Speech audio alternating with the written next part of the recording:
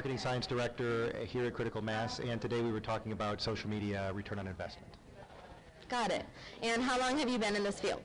I've been in this field I've been in social media measurement for 5 years.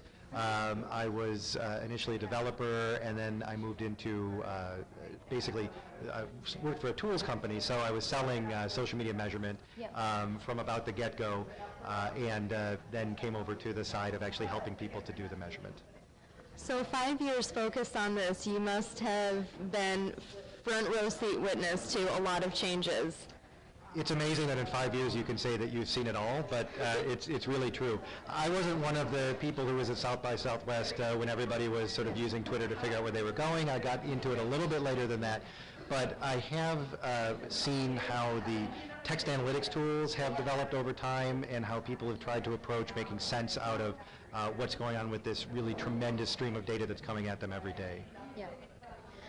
All right, and I'm trying to recall, there was a comment on negative comments, and so you're not necessarily an advocate of the theory, any press is good press.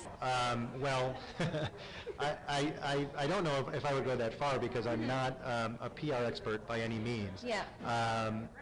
And I suppose that I would answer that by saying it goes back to your objectives. If your objectives are to pull people into the box office, then a train wreck could be a terrific thing. And in that case, any press might be good press. If your intention is to have credibility, then you certainly don't want reputation damage.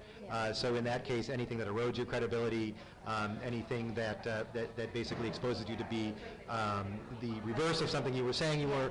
So if a bad reputation can sell for you, then go ahead and develop a bad reputation. But if what you're selling requires that you have a good reputation, requires that you have credibility, requires that you show expertise, then you certainly want to be known for those things and not for the opposite. Got it. So of all the topics or all of the methods and ideas that were discussed today, for you and your role in this entire week, what would you say is your most important giveaway that you wanted to really convey to the audience? What's your most important point? And do you feel that you got that message across? I do. You were here, so maybe you can agree or disagree and tell me. But our key point today was to push back when you're asked for social media ROI.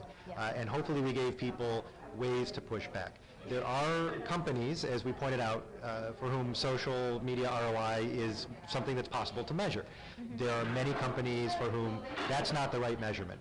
There are good measurements for them. There are good ways for them to gauge their success, to look at their impact through social media, and everyone should be thinking about determining how effective they're being so that they can improve that. But a return on investment is a very specific form of measurement, and it's not for everybody, and that's what we were trying to convey, and hopefully we gave people the guts to sort of come back and say, are you asking for return on investment, or are you asking for a measurement of our impact? I can give you a measurement of impact. It's not going to be in terms of financial returns. Yeah. No, I totally get that.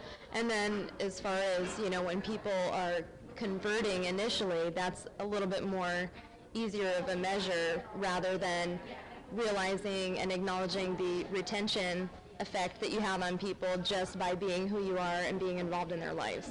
It's a tricky thing, so I definitely didn't envy you being up here. It was definitely a tricky topic. So we noticed that you mentioned hard metrics and the art of hard metrics. Do you find that you are changing the methodology from time to time often? I think it's more, the art is more in the soft metrics, actually. The hard metrics are really straightforward. It's just the data that you get. The soft metrics are determining the value of a like, the value of comments.